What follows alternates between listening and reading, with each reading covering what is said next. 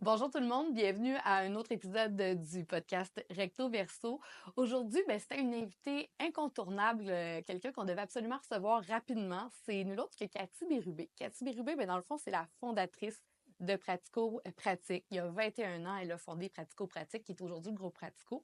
Elle n'est plus la propriétaire de l'entreprise maintenant. Elle a vendu l'entreprise à Jean Labranche l'an dernier, mais elle est toujours dans l'entreprise avec un rôle très important, celui d'éditrice.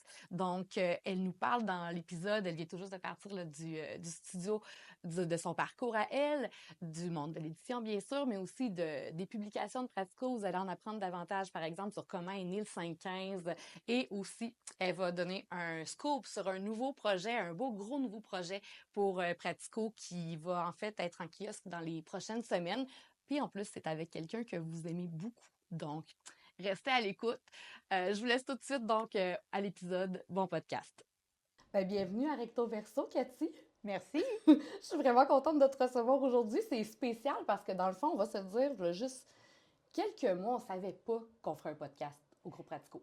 Non, c'est ça, c'est fou à quel point on invente des nouvelles choses, on suit les tendances, fait que c'est vraiment super le fun. C'est ça, puis comme je disais, on a fait un épisode avec Laurie qui co-anime le podcast, qui reçoit aussi des personnes. Tu sais, on était ici dans un vestiaire il y a encore quelques mois, on dirait que c'est comme un peu irréel qu'on vit ça, mais c'est vraiment du beau. Comme tu dis, on n'arrête pas le progrès. Exactement.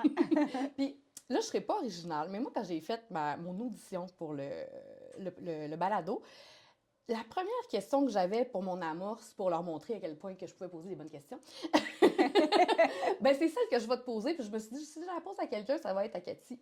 Fait que nous voilà pour que je te la pose. Parce que moi, je me suis dit, tu sais, Cathy, qui a fondé Pratico il y a 21 ans, si la Cathy d'il y a 21 ans, on y avait dit, voici ce que sera Pratico, ce qui est Pratico, le groupe Pratico aujourd'hui, est-ce qu'elle y aurait cru? Hey, c'est une bonne question. Je pense que non. Je pense qu'elle aurait eu de la misère à y croire. Elle aurait peut-être eu le vertige, peut-être aussi. Peut-être que ça y aurait fait peur parce qu'au début, elle était surtout portée par sa passion, portée par ses projets, sans vraiment avoir de plan très, très défini. Fait que c'est sûr qu'elle serait surprise, ça, c'est certain. C'est certain. Puis justement, tu sais, parle-nous, moi, je connais un peu l'histoire de Pratico parce que je travaille ici, puis ça fait quand même plusieurs années qu'on travaille ensemble. Mais les gens qui nous écoutent, il y a plein de monde qui ne connaissent pas trop comment c'est arrivé, ça a été fondé, parce que je l'expliquais en début de podcast avant qu'on ait l'entrevue ensemble que oui, tu sais, t'es la fondatrice de Pratico, t'as été la présidente propriétaire pendant 20 ans, t'as passé le flambeau à Jean Labranche, il y a même pas encore un an pile, tout ça, mais t'es encore éditrice ici, t'es encore avec nous, t'as des grosses responsabilités encore chez Pratico. Mais comment ça a commencé, Pratico, il y a 21 ans? Tu faisais quoi quand t'as eu l'idée de Pratico? Explique-nous. Oui, bien, en fait, moi, j'étais déjà dans le domaine. J'étais sous-traitante pour une autre maison d'édition. Puis, avec eux, on avait créé des guides pratiques qui ressemblaient, je dirais quand même beaucoup à ce que nos premiers magazines ce qu'on a fait avec nos premiers magazines, les Je cuisine, Je décore, Je jardine. Donc, c'était vraiment dans le guide pratique. Bien, est arrivée une transaction. À la suite de cette transaction-là, j'ai vu mon contrat s'arrêter. Puis là, je me suis dit, qu'est-ce que je peux faire? J'ai exploré différentes options.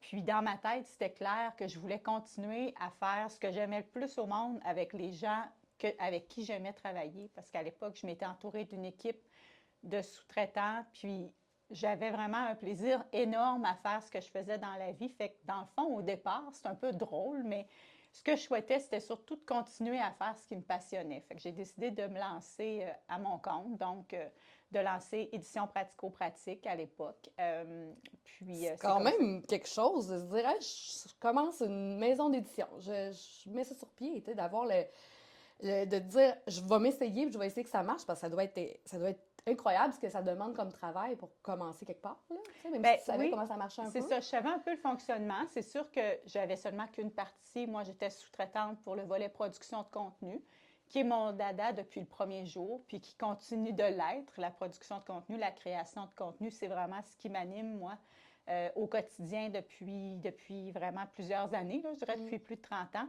Puis, mais c'est certain que de tout le volet distribution, gestion, administration et tout ça, je connaissais moins ce monde-là. Donc, je l'ai appris sur le tas, comme on dit. Puis je pense que je réalisais peut-être pas vraiment l'ampleur. Dans ma tête, j'ai une image que je revois souvent. C'est que je me vois devant les presses. À l'époque, on allait donner des hoquets de presse pour tous nos produits. Puis j'étais allée donner un hoquet de presse chez l'imprimeur, puis on était imprimé sur des presses à feuilles. Fait que tu sais, les presses à feuilles, tu vois, au lieu d'être les presses rotatives, que c'est des rouleaux, les presses à feuilles, c'est vraiment des feuilles qui tombent. Là, OK. Puis là, j'étais devant les presses, puis là, je voyais ça descendre, tu sais, toutes les... Puis là, je me suis dit, mais bon, là, on dirait que j'ai réalisé ce que j'étais en train de faire. C'était mon premier magazine, mais j'ai dit, mais qu'est-ce que j'étais en train de faire là? On dirait que là, j'ai réalisé. Mais en même temps, c'était excitant, c'était un beau projet, mais on dirait que là, j'ai vraiment pris conscience, OK, c'est fou, on se lance. Il faut dire que ma vie était assez tumultueuse parce que en même temps, j'étais enceinte de mon premier enfant, Oui. donc j'ai géré tout ça, je dirais le lancement de l'entreprise, puis sa croissance rapide en étant enceinte et ayant un petit bébé. Donc, ça a été quand même une période très intense de ma vie. C'est ça. Puis dans le fond, ton bureau à ce moment-là, c'était Il chez était à toi? la maison, mon bureau était à la maison. Nous, moi et mon conjoint, on avait converti notre garage intérieur de la maison OK. en bureau. Fait que les bureaux étaient vraiment dans mon garage, comme Hey, hein? Oui, avec un gros Mac, là, j'ai le souvenir d'une oui, oui, il photo y a que une tu nous as photo que montrée. j'ai mon bébé dans les bras, puis que Oh le oui! vieux Mac bleu, là, ouais, je travaillais avec ça, avec plein de piles de papier, ce qui est un petit peu moins papier maintenant, Ouais, mais on pendant a fait le longtemps, les gens virage. m'ont connu dans mon bureau avec plein de papier, là, alors c'est ça. Puis quand tu parles tantôt, tu disais, tu savais pas jusqu'à quel point l'ascension de Pratico, à ce moment-là, les éditions pratico-pratiques, ça allait se dérouler. Mais on le sent, on s'entend que maintenant, on a de nombreuses publications, des produits différents, etc. Si on parle, dans le fond, ça a commencé avec le je cuisine, je décore, je jardine. C'est Exactement. ça. Puis ensuite, dans le fond, qu'est-ce qui est arrivé par la suite? Comment ça a grandi, l'évolution à peu près des marques, là? Bien, en fait, dans les premières années, on avait vraiment nos collections de jeux, comme on vient de dire. Puis en 2009, ça a été une année, un point tournant. On a commencé aussi à ouvrir nos magazines à la publicité, à l'abonnement, parce qu'il faut dire qu'au début, c'était plus un format bookazine qu'on appelle, c'est-à-dire qu'il n'y avait pas de publicité, pas d'abonnement. C'était un produit à reliure allemande un peu plus épais qu'on vendait 9,95. À l'époque, c'était très cher Ah pour oui, un quand même, ouais. magazine. Et on faisait notre propre distribution. En 2009, on a commencé à ouvrir, à avoir de la publicité, de l'abonnement. Puis, dans cette année-là aussi, on a déménagé. J'ai eu mon deuxième enfant et on a eu une période de difficulté financière où est-ce on a constaté qu'il fallait se repositionner un peu, se diversifier, parce que là, on misait seulement sur un produit. Fait que c'était quand même... Puis on avait quelques gros clients en distribution. Alors, on avait une certaine vulnérabilité. Fait qu'en 2009, on a commencé à réfléchir à tout ça. Et en 2010, on a lancé le magazine 115, qui a eu un succès presque instantané.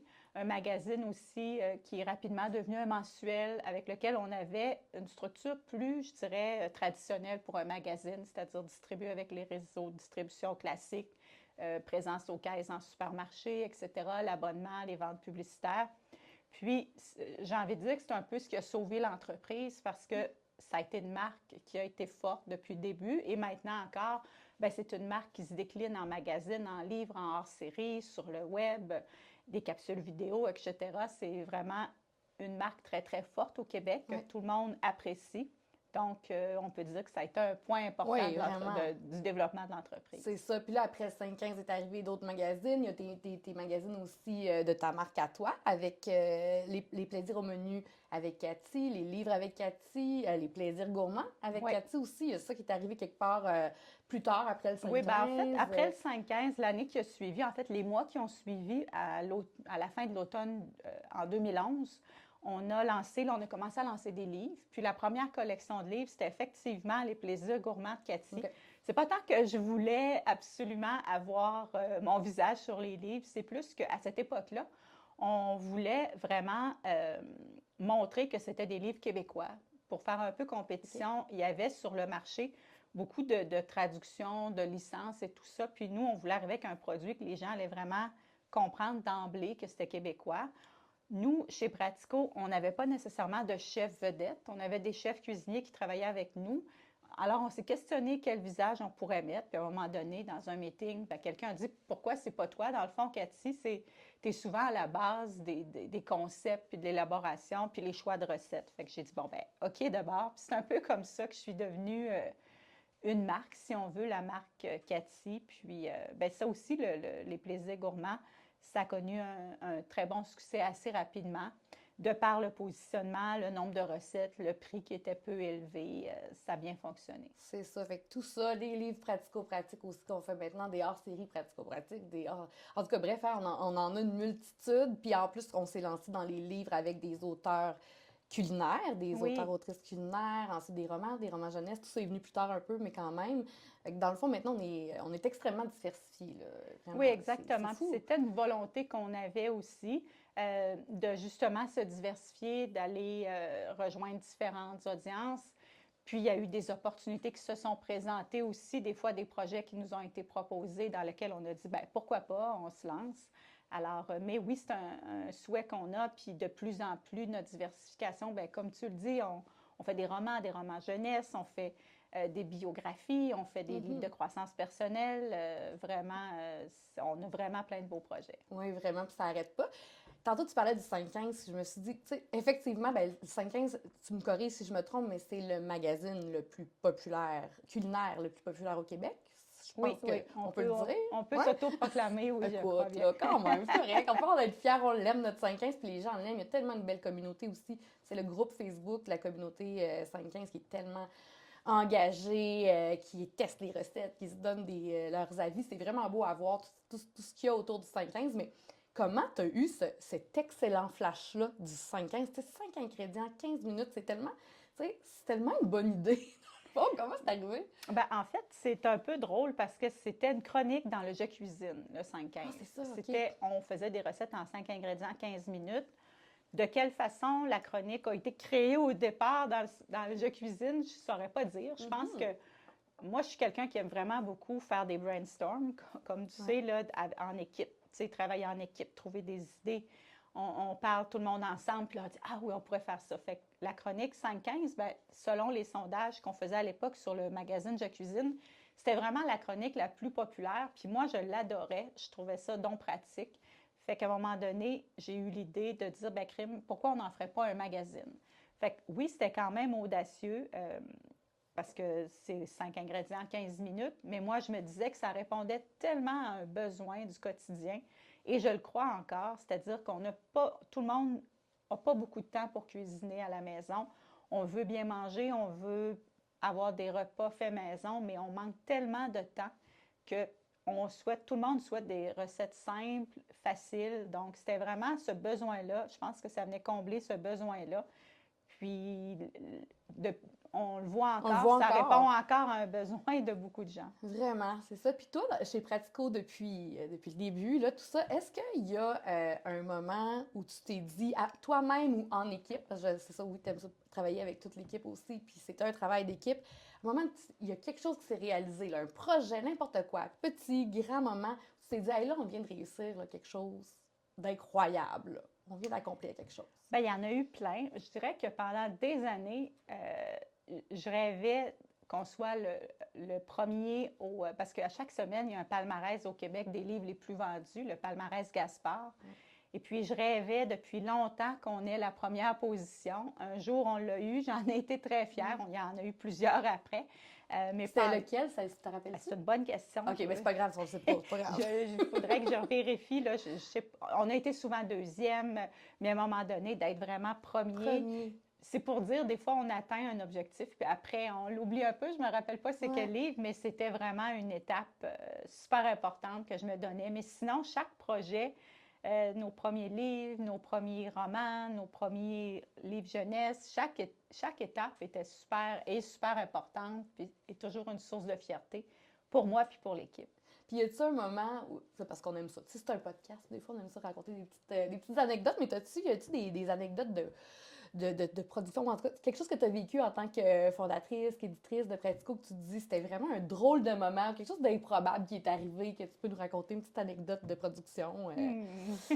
C'est une bonne question, mais je peux dire que de façon générale, les shootings photos ou même notre premier studio de vidéo, là, pour les plus anciens de Pratico vont s'en souvenir, on avait créé comme un espace dans le plus grand studio où est-ce qu'on avait vraiment reconstitué une cuisine, mais quand on sortait, on ouvrait les rideaux, puis on était comme dans le reste du studio. C'était vraiment quasiment surréel de voir, tu sais, puis quand on est dans les shootings photos aussi, des fois, de voir comment la magie, on peut recréer un espace, on peut, dans un petit espace, à quel point, bien d'abord, l'équipe est tellement talentueuse. Moi, je suis la plus grande fan, je le dis souvent, Oui, de toute notre équipe, mais de nos stylistes, de nos photographes, caméramans. Tu sais, on a une équipe tellement formidable qui réussit à faire des miracles. Fait que je pense que c'est beaucoup ça qui m'impressionne tout le temps. Y a-tu, c'est déjà arrivé, je sais pas, tu sais, des affaires d'impression. Tu sais, on se dit toujours, tu sais, d'envoyer quelque chose à l'impression. Y est-tu arrivé déjà quelque chose que. Est-ce que ça arrive qu'on est obligé d'appeler l'imprimeur pour dire on arrête les presses, il y a quelque chose? C'est déjà arrivé, ça? Bien, heureusement, c'est pas vraiment arrivé OK, d'être on est obligé bon. d'arrêter les presses en cours de route. C'est sûr qu'il est arrivé des situations d'erreur, Oui. d'impression et tout ça, là, mais pas Ah, ce mais on est que... bon, ça veut dire. Ben Écoute. oui, on est bon. On a une bonne équipe. Mais ça, je le sais, oui, vraiment. Puis si on parle de ton parcours, là, on parle beaucoup aussi au niveau de l'édition, mais tu sais, étais, dans le fond, la propriétaire de Pratico jusqu'à il y a même pas un an, tout ça, avant que Jean rachète l'entreprise. Est-ce que tu as vécu des moments particulièrement difficiles en tant qu'entrepreneur, tout ça, que tu te dis, hey, ça a marqué mon histoire là, chez Pratico quand même, puis l'histoire de Pratico? Ben, je pense à la pandémie qui est peut-être Oui, une des étapes. oui, ça a été une étape importante. Je dirais qu'avant ça, il y avait eu les 2010, 2009, 2010, où on a eu des difficultés financières, où ça avait été difficile. Il avait fallu réduire un peu l'équipe. Ça avait été des moments difficiles, effectivement. OK. Comme entrepreneur, c'est difficile. J'avais un jeune bébé.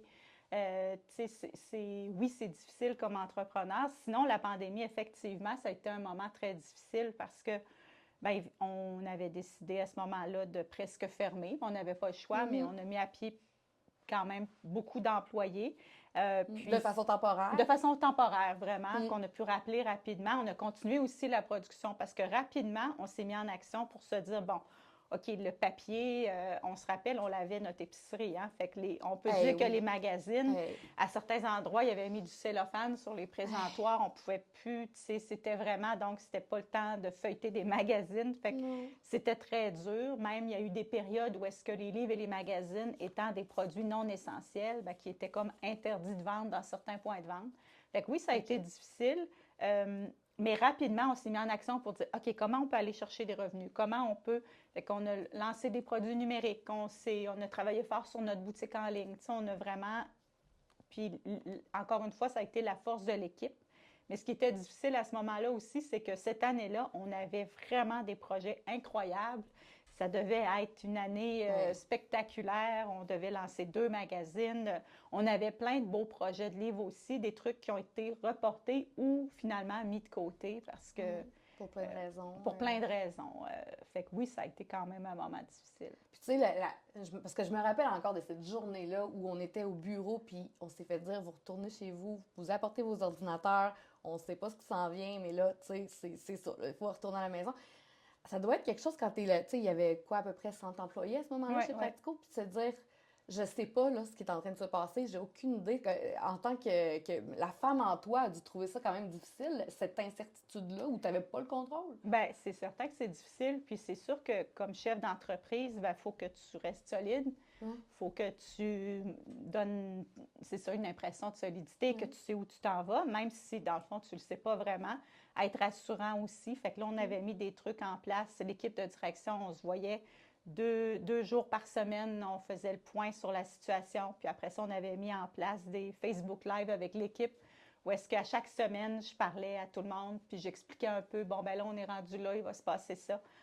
J'ai essayé de communiquer le plus possible et de la façon la plus transparente possible à l'équipe, tout en restant quand même rassurante. Tu sais, je ne voulais pas que les gens vivent trop d'angoisse et tout ça. Il y a un bout qu'on ne contrôlait pas, mais c'est certain que dans ce temps-là, moi, je crois et je continue de croire que la communication, c'est la clé. Fait que là, on avait mis en place, bon, le fameux Facebook Live qu'on a gardé pendant Je pense quand même quasiment une bonne année. Les premières semaines, les premiers mois, je pense que c'était attendu de la part de l'équipe. Là. Tout le monde voulait avoir des nouvelles. Bon, qu'est-ce qui se passe? Il va se passer quoi? Puis comment les choses vont évoluer. On s'était bien adapté. Oui, on s'est bien adapté, je pense. C'est certain. Puis aussi, de faire le tournant que les gens puissent travailler de chez eux. Au début, c'était pas du tout. Là, maintenant, le télétravail s'est répandu dans beaucoup d'entreprises. La façon de travailler n'était tellement pas adaptée au télétravail. On n'avait pas nécessairement les équipements, on n'avait pas. Fait qu'il a fallu s'ajuster, s'adapter. Même certaines étapes de notre travail n'étaient pas...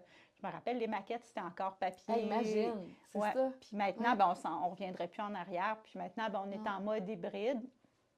Bon, on peut se dire quasiment que la pandémie a comme amené du bon quand même au final dans notre façon de travailler. Puis que, moi, je pense que oui. Je pense, puis je suis convaincue, effectivement. Il faut le voir comme ça, de toute façon. Moi, je suis quelqu'un qui voit toujours le positif. Fait que c'est certain que moi, quand j'y repense, je vois le positif, oui, de tout ce que ça nous a apporté. Puis ça nous a fait évoluer. C'est ça. J'aimerais aussi qu'on parle davantage du monde de l'édition. En fait, depuis tantôt, je dis que tu es éditrice, mais moi, je comprends c'est quoi parce qu'on travaille ensemble, je sais ton rôle, mais les gens qui écoutent des fois peuvent se dire, OK, mais éditrice, ça fait quoi? C'est quoi ton rôle, tes responsabilités en tant qu'éditrice? Puis je sais qu'aussi dans différentes maisons d'édition, le mot éditrice n'est pas utilisé de la même façon pour les rôles de chacun. Une éditrice dans une autre maison d'édition, c'est un peu une chargée de contenu comme moi je le suis chez Pratico. Donc toi, éditrice chez Pratico, explique-nous c'est quoi tes tâches, tes responsabilités. Moi, je dirais que c'est vraiment, si on voulait résumer, c'est tout ce qui a trait au contenu. Alors, au départ, de choisir les sujets pour nos livres, nos romans, nos livres culinaires qu'on fait avec des auteurs, de participer au brainstorm, à la sélection des auteurs, des sujets. Ensuite, comment on va traiter le sujet. Fait qu'on a des réunions, nous, où est-ce qu'on appelle les axes de communication ou en tout cas des rencontres de démarrage où là, on parle de comment on va traiter le sujet dans les grandes lignes. Alors, j'assiste à ces rencontres-là. Ensuite, tous les choix de pages couverture aussi, j'assiste au comité. Nous, on travaille beaucoup par comité, comme tu le sais, chez Pratico. Donc, j'assiste au comité. Puis, à la fin aussi, je feuillette toutes nos publications, puis je fais une rétroaction de l'équipe, toujours sous une optique un peu de lecteur. Pour moi, ça a toujours été important de me positionner comme une lectrice type, de me dire, est-ce que c'est clair? Est-ce que ça, on aurait pu l'améliorer? Est-ce que d'avoir un regard extérieur? Alors, je dirais que c'est... Puis c'est sûr aussi toujours la veille sur les tendances, sur l'analyse aussi de nos chiffres, de nos performances. Ça fait partie de mon rôle aussi. C'est ça, on dirait que pour... j'avais à dire, tu me diras si tu trouves que ça a du bon sens, mais t'es un peu notre grande Manitou, genre des contenus éditoriaux qu'on va aller valider, avec toi. Tu vas être celle qui va poser le saut que oui, on va là, c'est ce qu'on va faire. Évidemment, surtout pour les grands axes, comme tu dis, là, pas dans le micro, là, mais pour les grands axes, pour être certain qu'on fait un produit, une publication qui va répondre aux besoins initiaux auxquels on veut répondre pour le consommateur, pour les gens qui consomment des livres, des magazines. Je pense que c'est pas mal ça. Yes, je l'ai eu! Puis toi, dans le fond, dans tout ça, c'est quoi que tu préfères? Moi, je carbure au projet dans la vie, là, autant personnellement que professionnellement. Fait que c'est sûr que moi, ce que j'aime le plus, c'est créer des projets avec l'équipe, trouver des nouvelles idées, comment on va le faire, comment on va le développer. Ça, c'est vraiment ce qui m'anime le plus. Après, aussi, c'est sûr de voir comment on le décline. Mais ça m'anime vraiment beaucoup Puis aussi, je suis un drôle de mini-weed parce que j'ai un côté créatif, mais j'ai un côté aussi analytique. J'aime beaucoup faire parler les chiffres, analyser nos chiffres, voir, OK, ça a bien fonctionné, comment on pourrait le décliner. Ça a moins bien fonctionné, de comprendre pourquoi, de voir notre marché, l'industrie, comment ça évolue. Ça aussi, ça me passionne beaucoup. Puis c'est ça, le marché du livre est très, je dirais foisonnant. Il y en a beaucoup d'offres au Québec, c'est vivant. Je dirais, est-ce que je me trompe? Oui, non, c'est ça, comparé à d'autres marchés dans le monde, j'imagine. On n'a qu'à aller au Salon du livre de Montréal ou de Québec pour voir la quantité incroyable de livres. Je pense que c'est plus de 35 000 nouveaux livres qui sont publiés, en tout cas selon le rapport annuel Gaspard. On parlait de 36 000. Quand même, ça c'est probablement juste pour le Québec. Là, c'est ça, il y en a probablement encore plus. Parler de tous les livres qui qui appelle les livres de fond, là, qui ont Ouais. été publiés les années précédentes, mais qui sont encore en vente, et tous les romans, les produits de l'étranger aussi qui sont dans notre marché. Fait qu'on peut dire que le Québec, oui, est très prolifique en termes de production de livres au Québec. Puis peut-être qu'il n'y a pas de bonne réponse ou de réponse vraiment à ça, puis tu me le diras, mais autant pour les magazines que pour les livres, Pratico se situe où dans le marché? Tu sais, est-ce que tu Ben, peux me le situer? je pense que, en tout cas, pour ce qui est du volet culinaire, je pense qu'on peut s'auto-proclamer les leaders ou pas mal en première position dans le magazine culinaire. C'est sûr qu'au niveau des magazines, on est vraiment, je pense, en première position. Dans le livre, bien, il y a d'autres joueurs importants, Ouais. mais disons que nous, en termes de quantité de livres qu'on produit puis de vente, je pense qu'au niveau culinaire, qu'on est vraiment un leader. C'est difficile de se positionner de façon exacte, hein, parce qu'on n'a pas nécessairement les chiffres des autres C'est ça. maisons, mais on est quand même un joueur très, très important dans le culinaire. C'est ça, parce on s'en parlait tantôt avant qu'on commence l'enregistrement du nombre de magazines et de livres par année qu'on fait. Ça tourne autour de combien? Mais ça tourne environ autour de 60 magazines, puis d'environ 75 livres. Quand même. C'est quand même une oui, seule c'est année. une grosse production. On peut rappeler, 108 employés à peu près, en tout cas, Environ, grosso oui. modo. C'est ça. Donc, évidemment, c'est pas juste des gens qui sont à la production, ça c'est une partie, mais il y a des gens en comptabilité et tout ça. On a aussi une agence média, fait qu'il y a d'autres choses, mais 108 employés au total quand même. Fait que c'est ça. On est une fourmilière. Oui, je pense qu'il y a un élément important qui nous différencie, c'est le fait que presque toute notre production est faite à l'interne. Ici, on a nos studios où est-ce qu'on fait les photos, où on cuisine les plats avec des chefs cuisiniers, des stylistes qui font la mise en place Ouais. des assiettes. Donc, c'est quand même quelque chose de particulier. On a des graphistes, des rédacteurs, des Réviseurs. réviseurs. Ce qui souvent, dans d'autres maisons d'édition, ça va être des postes qui vont être en sous-traitance, qui vont être des Ouais. pigistes, alors que nous, c'est des employés, des membres de l'équipe. Oui, vraiment. C'est vrai. Puis ça, c'est vrai que ça nous distingue. On l'entend, ça, surtout au niveau aussi du livre de culinaire, là. Le fait qu'on a des chefs ici à temps plein qui testent les recettes, etc. Tu sais, c'est quand même c'est un beau plus qu'on offre. À travers toute cette, on va se le dire, c'est une mer de livres, là, finalement, quand on rentre dans une librairie, là, il y en a plein. Comment qu'on fait pour se démarquer en tant que maison d'édition? Bien, je pense qu'on se démarque. Bien, d'abord, j'ai envie de dire par la beauté de nos pages couvertures. Là. Il y a vraiment un soin qui est apporté ici, très, très grand. D'abord, l'équipe est hyper talentueuse pour faire des belles photos, mais souvent, on a réfléchi d'avance à ce qu'on allait mettre sur la page couverture. Pourquoi? On a vraiment tout un processus. Après, on met beaucoup de soin lors des shootings photos, la mise en page et tout ça. Tout est très soigné pour que ça soit le plus attirant possible. Ensuite, c'est sûr qu'il y a les titres de nos livres ou de nos magazines ou qu'on travaille toujours très fort pour que ce soit accrocheur, pour que ce soit intéressant, pour qu'on comprenne aussi rapidement en quelques secondes de quoi il est question. C'est super important. Fait on met vraiment un soin, les pages couverture, on met énormément d'efforts pour que ce soit attrayant parce qu'effectivement, on est très conscient de la quantité de produits qu'il y a sur le marché. Fait qu'on a quelques secondes pour attirer l'attention et donner l'envie aux gens de prendre et d'acheter nos produits. Donc, notre force à Pratico, ce serait un peu tout ce que tu viens de nommer, dans le fond, Exactement. Justement de prendre une attention vraiment Oui, puis je pense aussi nos choix de sujets, en particulier dans nos marques maison. On se fait souvent donner ça comme commentaire de la part de nos distributeurs, à quel point on est souvent comme juste au début de l'émergence d'une tendance. Si je prends par exemple le fameux Air Fryer, on a été probablement un des premiers livres, si ce n'est pas le premier, sur le sujet. Fait que rapidement, on s'est imposé comme un leader. Je me rappelle aussi sur l'autocuiseur, ça avait été la même chose. On est arrivé au début de la tendance. Fait qu'en étant comme ça, en répondant, je pense qu'on a vraiment une force de suivre les tendances puis de répondre aux besoins de ce que les gens cherchent.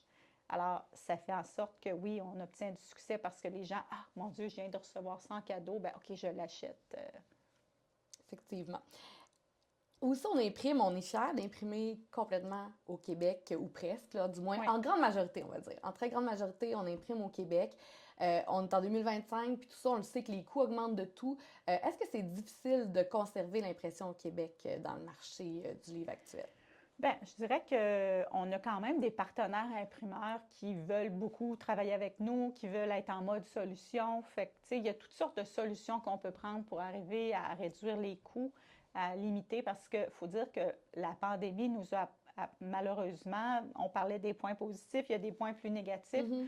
a amené une certaine pénurie pendant une période de papier, puis il y a eu des hausses vraiment plusieurs hausses des coûts du papier. Donc, ça fait en sorte que nos frais d'impression ont beaucoup monté avec les années. Alors, c'est sûr qu'il a fallu trouver plein de stratégies. Alors, puis d'essayer de travailler le plus possible avec des partenaires québécois plutôt que d'imprimer en Chine, par exemple. Mhm. Puis ça me passe par la tête parce que en fait, tu sais, Pratico, tantôt on parlait, on fait du culinaire et on fait aussi d'autres types de livres, tout ça. Mais quand même, je pense que dans l'imaginaire collectif, on va se le dire, québécois, parce que je l'entends des fois, les gens peuvent être surpris de dire, quand ils entendent dire que Pratico, non, non, on fait pas juste des magazines puis des livres culinaires. Est-ce que tu penses que ça, c'est un de des défis de Pratico? Ben oui, tout à fait, Ouais? de se faire connaître comme éditeur, effectivement, parce que maintenant, notre volet édition est divisé en deux entités. On a Pratico Édition Cuisine puis Pratico Édition. Alors, Pratico Édition Cuisine, évidemment, ça le dit, c'est tous nos livres culinaires, mais Pratico Édition, ben là, on a des romans, on a des livres jeunesse, on a des biographies, des livres de croissance personnelle, etc. Mais on a eu déjà des livres de jardinage. Donc, c'est vraiment très diversifié et on souhaite continuer encore toujours dans la diversification. Donc, oui, je pense que c'est un défi que les gens apprennent à connaître cette nouvelle réalité-là. Surtout qu'on en fait de plus en plus. En plus, à ce niveau-là, il y a une croissance à ce niveau-là aussi, là, pour les Exactement. livres romans jeunesse, récits, tout ça. J'en reviens un peu à toi. On a parlé de tout ça, de style d'édition, mais toi, l'éditrice, je sais pas, peut-être que tu me diras qu'il n'y a pas de réponse à ça, mais toi, quand tu as à prendre des décisions en tant qu'éditrice, tout ça, est-ce que tu as un rituel, une façon de faire pour le faire ou comment tu travailles? Bien, c'est sûr que moi, j'aime d'abord si c'est connaître un peu, quand je prends une décision, je parlais tantôt de mon côté analytique, c'est certain que si ça a un rapport avec des chiffres, je suis quelqu'un qui va beaucoup analyser quand même, aller Mhm. voir, OK, tu sais, combien qu'on en a vendu ou combien ça coûte ou faire des comparatifs. Fait que c'est sûr que pour ce volet-là, j'ai toujours aimé analyser, mais sinon, c'est sûr, consulter. Je suis quelqu'un qui travaille beaucoup en équipe. Alors, j'aime vraiment regrouper autour de moi les personnes clés selon le sujet, Ouais. selon ce dont on parle, puis échanger ensemble, parce que des fois, c'est pour valider une idée, mais des fois, il y a des trucs qu'on n'avait pas pensé, des angles morts auxquels on n'avait pas pensé. Ensemble, on se challenge, on amène des idées. Fait que je suis quelqu'un qui aime vraiment beaucoup travailler en équipe, puis prendre des décisions en équipe. Puis c'est tellement plus facile aussi par la suite. Euh, Tu parlais des points tournants. En cours de route, dans la façon de gérer l'entreprise, je dirais autour de 2015-2016, on a commencé à avoir je dirais, une structure moins hiérarchique, une hiérarchie Mhm. moins rigide, de donner plus de responsabilités aux équipes, d'avoir des plus petites équipes avec un leader au centre de l'équipe, un leader qui connaît bien le travail, qui souvent le fait aussi le travail, mais qui va, avec son équipe, vraiment prendre des décisions pour faire le travail de la meilleure façon possible. Puis je dirais que ça a été, tant qu'à moi, extraordinaire au niveau de l'adhésion, au niveau de la croissance de Mhm. l'entreprise, puis du niveau de bonheur, je pense, des équipes. Ben, c'est ça, tu m'amènes un peu sur le sujet aussi du niveau de bonheur, parce qu'on va se dire chez Pratico, quand même, le bonheur au travail est ben, le plaisir, le bonheur au Ça fait travail, c'est une partie de nos valeur valeurs. importante, c'est ça, Oui, c'est important.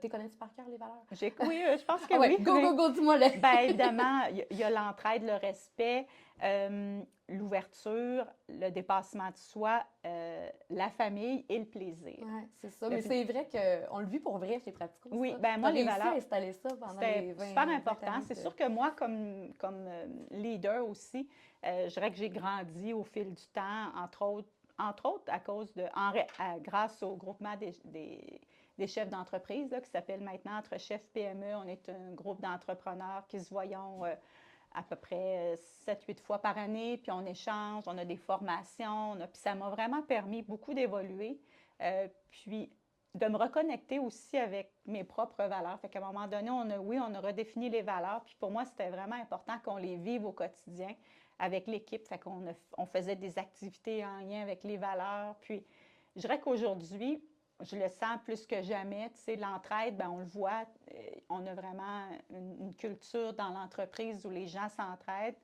Le volet familial, ben, c'est super important. On est vraiment, tu sais, souvent, on se dit, oui, OK, une entreprise de presque 110 employés, mais on a une atmosphère très familiale quand même, comme une petite, on ne se sent pas comme une grande entreprise, on est plus comme une petite famille. Fait que Ouais. tout ça, pour moi, c'est important.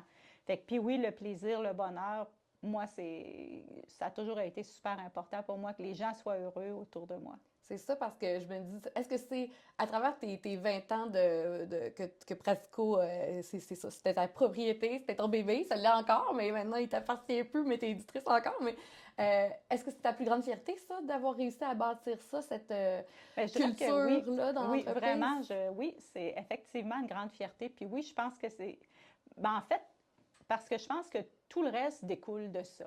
Parce que tu ne peux pas avoir du succès avec des produits si tu n'as pas une équipe derrière toi qui est solide, une équipe qui est vraiment engagée, mobilisée, puis qui croit, puis qui ça, qui est, fait que c'est certain que moi je ne crois pas qu'on peut avoir du succès en entreprise sans une bonne équipe, puis une équipe qui est heureuse. Puis pour moi, c'est super important. Fait que oui, effectivement, je pense que c'est une très grande fierté d'avoir une équipe aussi solide, aussi soudée, aussi vraiment, c'est effectivement. Puis notre culture, on a au fil du temps vraiment, on a des rituels, on a des activités qu'on Eh oui, fait, on a vraiment on est une vie gâtés. ici chez Ouais. Pratico qui est super le fun.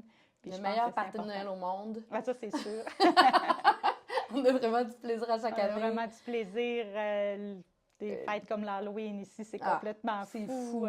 Les gens peuvent voir, des fois, à chaque année, il y a des photos sur LinkedIn, je pense, sur Oui, oui, on partage des photos de toutes nos belles folies, mais je pense surtout qu'il faut le vivre au quotidien. Puis Ouais, des c'est, trophées pour les meilleurs costumes selon les équipes. Mon Dieu, oui, c'est vraiment le fun. On est chanceux, puis on a trouvé ça dur pendant la pandémie de ne pas pouvoir le oui, vivre en équipe, là. effectivement. Puis ça a Ouais. été, on a essayé de faire des activités. Tu sais, je pense qu'on s'était déguisés, puis on avait fait des Teams, là, des vidéoconférences pour montrer nos costumes. Puis, tu sais, le party de Noël aussi, je ne sais pas si tu te rappelles, là, mais pendant une semaine, on avait fait une activité à chaque jour Hey, pour ça, oui. essayer de vivre pareil la magie. Puis ça, en plus, c'est parce que vous étiez 3 ou 4 à être venus nous porter des colis chez Oui, nous pendant la pandémie avec il y avait des cadeaux à l'intérieur, mais qu'il fallait pas ouvrir. ouais. Ça, puis c'était toi qui étais venu le porter chez Oui, moi moi. puis deux, trois autres membres de la direction, Ouais, on est allés sonner à la porte de chacun des employés pour porter ça. C'était très touchant. vraiment. Ben, tu J'en vois, parle puis j'ai encore des frissons. ben, je te dirais, je me dis finalement, c'était peut-être un des plus beaux. Ben, tu sais, c'est tout le temps le fun, mais tu sais, il y avait quelque chose de magique. Il y avait Puis tu te vraiment disais, quelque chose de wow, magique que quand ça se même. passe, puis qu'on sentait l'effervescence. L'équipe, on se parlait tous les matins sur Teams, on était Ouais. quoi? On était On avait quasi acheté un pyjama des pareil pour tout dizaines. le monde. Puis on essayait de créer de la magie. En fait, moi, ça fait partie aussi de mon ADN. Pour moi, l'effet wow, puis la magie, tu sais, je suis quelqu'un qui cherche ça beaucoup, de créer du wow. Puis je pense que ça, c'est aussi dans nos livres, dans nos magazines, dans tout ce qu'on fait, l'espèce de wow, Ouais. c'est super important. Fait que dans je dirais que pour l'équipe aussi, puis on voulait vraiment que même si on ne pouvait pas faire ce qu'on fait d'habitude, bien, trouver une façon pareille de faire un wow, puis de remercier aussi, là, pour moi, la gratitude, c'était super important parce que, hors tout, finalement, l'année, c'était quand même bien terminé en bout de ligne, même si on a eu des bouts difficiles, il reste que cette année-là, c'était bien terminé parce que, finalement, ben la cuisine s'est mis vraiment à être très à la mode, les abonnements, tout ça, ça a bien été. Les gens cuisinaient du pain. C'est ça, on a eu l'aide, c'est certain aussi gouvernementale qui nous a aidés Oui, avec les subventions salariales, ce qui fait que 2020, hors tout, a été une bonne année. Fait que pour moi, ça a quand même. toujours été important de redonner puis de faire plaisir à l'équipe Mm. aussi le plus possible. Ben, on le sent, je peux le dire, en étant une de ces personnes-là des équipes. Oui, vraiment, on le sent. J'aurais pu te poser la question au tout début, mais je la pose là. Mais pourquoi tu as choisi de passer le drapeau Pratico? Hein, c'était un drapeau, mais le Oui, flambeau de Pratico à Jean-Labranche l'année passée?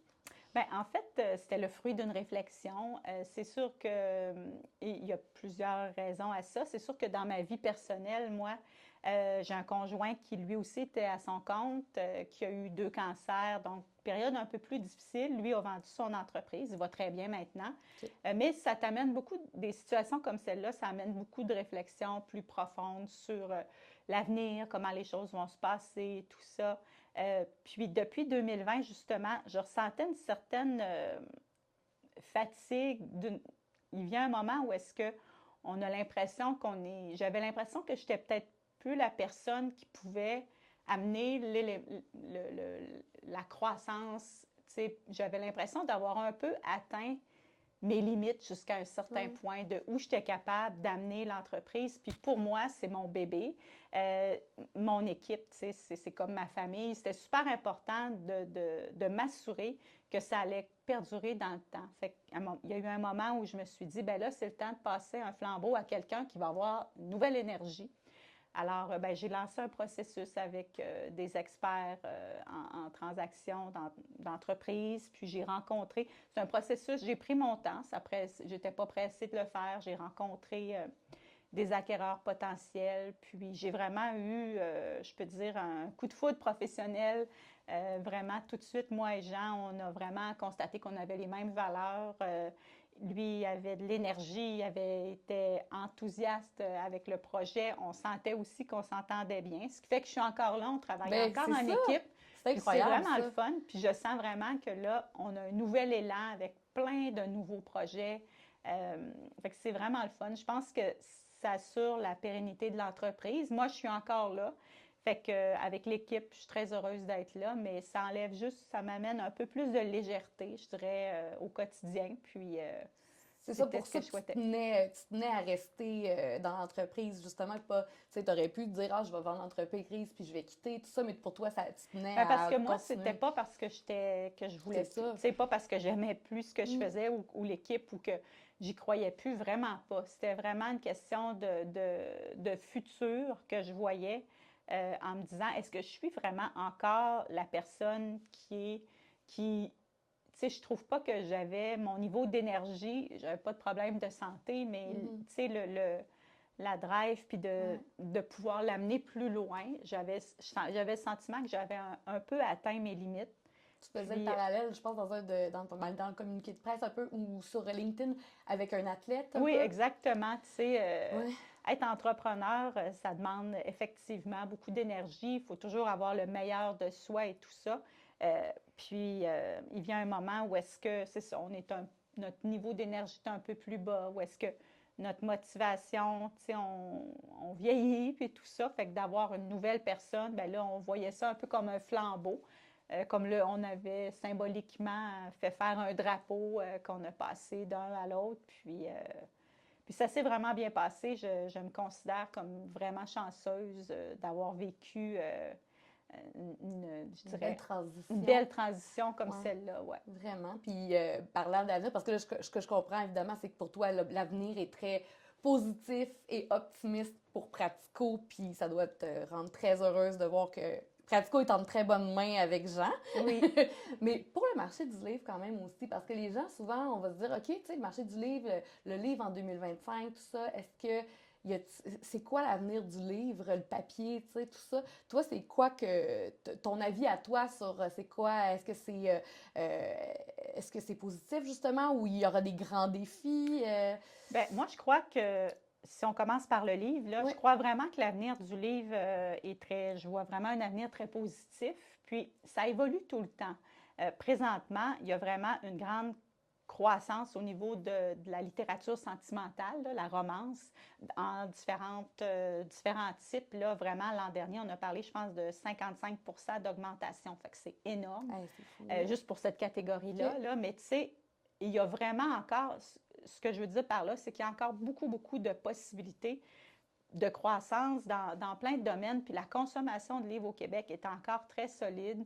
Il y a encore beaucoup d'intérêt. Tu sais, puis mondialement aussi, je pense que le livre, tu sais, a quand même, n'a pas perdu de sa popularité là, avec comme les BookTok et tout ça. Là, tu sais, les gens, ils vont se partager qu'est-ce qu'ils ont lu. Puis, fait que vraiment, moi, j'y crois encore. C'est très Le solide. livre est là pour rester, Le ouais, livre c'est est là ça. pour rester. Tu sais, oui, il y a d'autres choses, mais le livre a encore vraiment sa place. Puis au niveau du magazine? Bien, Si on le parle de ça, magazine ouais. aussi, moi, j'y crois vraiment. C'est certain qu'on y croit. Nous, ici, la preuve, c'est qu'on veut lancer deux Oui. nouveaux magazines dans la prochaine année. Scoop! Scoop! Alors, oui, j'y crois vraiment. C'est certain qu'il y a des défis dans le magazine au niveau de la distribution. Tu sais, quand on parlait de 2020, ben, notre façon de mettre en marché les magazines veut pas être un peu affectée par les nouvelles façons de fonctionner dans les épiceries. Je parle ici des caisses, Eh libre-service. oui. Comme il y a moins de... Avant, c'était très classique, hein? On avait des caisses avec une caissière, puis des présentoirs de magazines. On passait forcément devant quand on faisait la file. Vraiment. Donc, c'est sûr que c'était très favorable pour les ventes. Maintenant, il y a de moins en moins de caisses traditionnelles, c'est plus des caisses libre-service. Alors, notre façon de fonctionner en épicerie a changé. Fait que veut pas, ça affecte, on mentirait si on dirait que ça n'affecte pas les magazines, ça nous affecte, c'est sûr. Par contre, ben nous, chez Pratico, on a différentes façons de distribuer, on a des présentoirs à d'autres endroits, ce qui fait que, hors tout, je continue d'y croire, je continue de voir aussi que le marché, il y a des nouveaux magazines qui apparaissent sur le marché, que ce soit chez nous, mais chez d'autres éditeurs. Alors, j'y crois, moi, encore beaucoup au papier. Je crois qu'il y a de l'intérêt encore pour avoir... C'est pas la même expérience de consommation, un livre ou un magazine. T'sais, souvent, les gens me disent, ben voyons, des livres culinaires, tu peux avoir des tonnes, des millions de recettes gratuites sur Internet. C'est vrai. Mais une recette qui a été conçue soit par un auteur connu en qui on a confiance ou par une marque comme Je Cuisine ou 515, on sait que les recettes ont été testées par nos chefs. Donc, c'est des produits québécois, il y a vraiment, les gens on sait que ça va bien fonctionner, on sait que c'est testé, donc... Effectivement, oui, vraiment. On est rendu à l'étape le fun de l'entrevue où je te pose des petites questions quiz. Oui! En fait, c'est le ça ou ça. OK. Donc, je vais te donner deux éléments. Là, je ne veux pas te donner. Tu vas devoir choisir entre les deux. OK. La première m'a fait sourire. Tomate cerise ou fraise? Tomate cerise. Est-ce que tu peux expliquer aux gens pourquoi tu aimes tant les tomates cerises? Ça, c'est un running gag de l'entreprise parce que je dis souvent, hey, on pourrait mettre des petites tomates cerises. Bien, parce que les tomates cerises, c'est toujours très beau en photo parce que c'est rouge, il y a la rondeur de la tomate qui accroche la lumière, vraiment. Alors, c'est certain que c'est comme le running gag parce que j'en mettrais partout. En plus, c'est bon, les tomates cerises, mais ça ajoute tellement une petite touche dans nos photos. Je pense qu'à chaque année, on fait un gag sur les tomates cerises. On t'en fait un au party de Noël, dans les vidéos. Il y a eu on plein trouve toujours de une façon. déclinaisons, de blagues. Mais on va se dire, pour les desserts, les fraises font bonne figure. Ah ben oui, ça c'est sûr. Je préfère les desserts aux fraises quand même. Oui, quand même, c'est ça. Je suis bien d'accord avec toi. Oh, ça va être difficile, celle-là. Magazine ou livre? C'est effectivement très, très difficile parce que moi, je trouve que chacun répond à un besoin différent. C'est certain que magazine, bien, va être plus souvent ancré sur une saison, sur une période. On va le feuilleter, on va l'utiliser, le livre, bien, on va le garder, on va le conserver. Parfois, on va le mettre sur une table à café comme élément décoratif. Le livre, ben, quand on est dans le roman, ben, ça nous fait tellement voyager, ça nous détend, ça nous amène ailleurs. Alors, ton cœur balance. Mon cœur balance. Je le savais. J'avais bêté que tu serais pas capable. J'avais gagé. Sucré ou salé? Et ça aussi, c'est difficile. Ça dépend si c'est au niveau du livre que peut-être que tu as tes goûts personnels. Oui, ben mes goûts personnels, je dirais, ben j'aime bien sucré avec une petite touche de salé. J'ai-tu droit? Oui, ça, t'as le droit, là. Tu triches très bien, là. Mais oui, peut-être plus sucré. Un petit caramel fleur de sel, ça serait parfait, ça. C'est ça. le bonheur. Oui. De la bouffe estivale ou du comfort food? Ah, ben moi, j'adore l'été, mais j'aime vraiment les deux aussi. Mais je suis très gourmande, fait que j'aime les deux, mais j'adore l'été. Alors, je dirais estival. Qu'est-ce que tu aimes le plus te cuisiner? Là, c'est pas un ça ou ça, là. C'est ma petite question Ben, sur le mon côté. Dieu, ben, c'est sûr que j'aime bien tout ce qui est sur le barbecue. L'an dernier, on a fait l'acquisition d'un four à pizza. Puis là, on est rendu qu'on fait notre pizza à la maison. Et ça, c'est vraiment incroyable, là. tellement, tellement bon. On avait lancé un livre aussi, fait que j'avais plein de belles Oui, recettes. c'est un plaisir gourmand avec Oui, Cathy. oui, Puis on sort aussi un livre qui est peut-être déjà en kiosque au moment où l'épisode passe, de oui, pizza. avec Alex Turcotte, Alex oui. Fait que Turcotte, c'est un tellement livre les vraiment possibilités. incroyable. Puis quand je dis que c'est jamais fini, tu sais, ben, les possibilités de nouveaux sujets s'arrêtent pas. Tu sais, en 20 ans, on a tout le temps des nouvelles idées, des nouvelles tendances. Fait que, bref, oui, ce que j'aime cuisiner, j'adore. Je dirais la pizza dernièrement, là, Ton hit, ah, là, ça a été vraiment, un là. coup de cœur, puis j'ai hâte. Là, on recommence là, sur le patio, là, ça va Je être. pense que le livre d'Alex Turcotte, il va vraiment être Ah une belle oui, ah oui, référence oui, oui. pour tes Vraiment. pizzas de l'été 2025. Romance ou thriller? Hmm, je dirais, encore là, ça dépend, mais je serais plus romance. Pourquoi? Parce que souvent, pour moi, c'est de la détente, puis je lis beaucoup en vacances. Fait que je vais pas trop me casser la tête, mais je suis pas très romance, fleur bleue, tu sais, ça fait que peut-être un mélange des deux, OK, quoi, un petit peu d'action quand un même, petit là. peu d'action quand même, oui. Puis là, j'allais encore plugger un titre qu'on vient de sortir, mais je me dis, c'est assez. Là, c'est plus du ça ou ça, mais des petites questions génériques. Oui. Moi, je sais pas, ça va être quoi c'est ta réponse, j'ai hâte de t'entendre. Quelle est la personne que tu admires le plus et qui t'a inspiré le plus professionnellement? Wow, c'est vraiment une bonne question. Hmm. Ou sinon, quelqu'un qui t'inspire, tu sais, c'est pas obligé d'être professionnellement, mais quelqu'un que t'admires ou que t'as admiré à un moment de ta vie. Ben, je dirais que ça va être un peu drôle, mais dans mes débuts, tu sais, c'était le début de Martha Stewart, puis de Hmm. tous ses produits, ses livres. Puis c'est certain que de voir qu'une femme pouvait réussir comme ça, puis bon, maintenant, est-ce que c'est mon idole? Je ne dirais peut-être pas jusqu'à dire ça, mais il y a été une époque où Donna Hay aussi, qui Oui. faisait tellement ben, des beaux livres, Ah oui. puis on regardait l'esthétisme, puis on disait, ah, tu sais, j'ai toujours aimé regarder ce qui se faisait sur le marché, puis après, ben, on regarde ça, on s'inspire, puis on en fait d'autres choses. Mais de voir des modèles comme ça, oui, c'est une source d'inspiration. Ben, non, j'aime ça ta réponse parce que dans le fond, ben, ça fait, c'est partie prenante. C'est des femmes qui ont, comme toi, une carrière d'entrepreneur aussi, tout ça, mais aussi reliée au culinaire. Fait qu'on dirait que ça fait fitter les deux parties de toi. Si ta vie était portée au grand écran, qui aimerais-tu qui joue ton rôle? Wow, hey, c'est une bonne question, ça. Ouh! Je ne sais pas. Elle peut Je être me suis jamais québécoise, arrêtée à y penser. américaine, une blonde aux cheveux longs Ouais, déjà, hein? possiblement. Je sais même Et pas, une Véronique Cloutier, non, peut-être, non? ben écoute, je sais pas, peut-être. Hey, On c'est dirait vraiment que je une trouve bonne qu'elle aurait le question. profil, là. Ouais. C'est vraiment une bonne question, ça. Ouais. Je me suis jamais arrêtée à penser à Puis ça. si ta vie avait, c'était un film, le titre pourrait en être quoi? Et puis peut-être que tu seras pas capable de me répondre, là. Et ça aussi, c'est une bonne question. Ouais. Quel pourrait être le titre? Wow! Oui, wow! On J'aime en ça, met c'est souvent sur pétillant, nos ça. pages couverture, Oui, mais oui.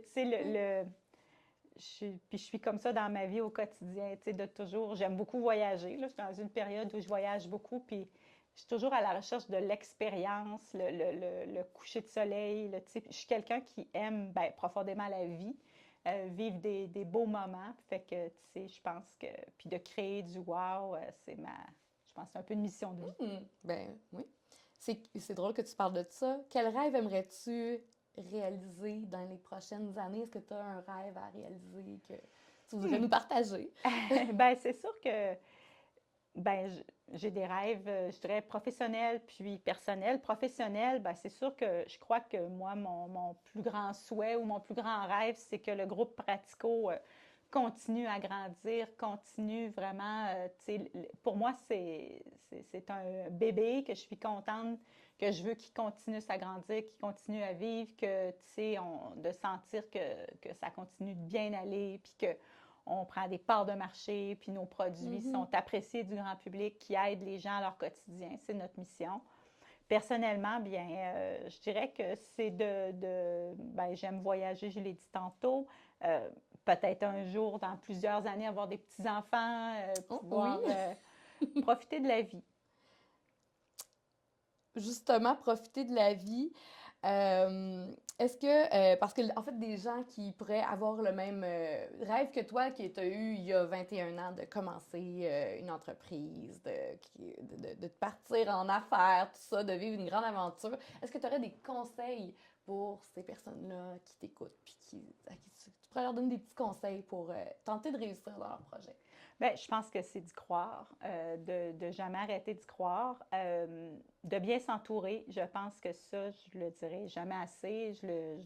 Sans une équipe, tu peux rien faire. Tu sais, ils disent tout seul, je me rappelle pas du terme exact, mais en tout cas, en gros, c'est tout seul, on va vite, mais en équipe, on va loin. Ben, tu sais, je le crois vraiment.